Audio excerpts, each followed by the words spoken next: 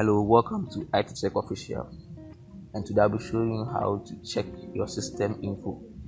And this shouldn't be a problem to you, whether you have a Windows 7 or a Windows 10 or a Windows 8. You can do this.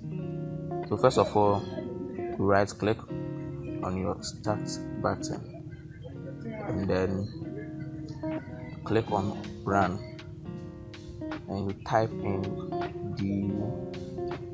Direct Diag, and then you click on OK. Okay, so that's your Directx Diagnostic Tool, and here you can, under the system, you can check your computer name, operating system, the language, the system manufacturer, the system model, the BIOS, processor, memory, the page file, and the DirectX version.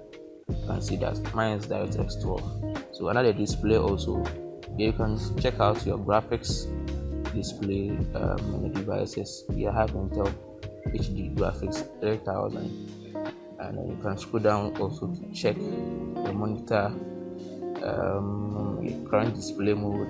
At the other side also, you can check your drivers, your main driver, the version of it, the dates, and then the DirectX features also there. And under the sound, you can check out the current sound devices you are using at the moment, the name of it. Here I'm using speakers with the high density or the high definition audio device.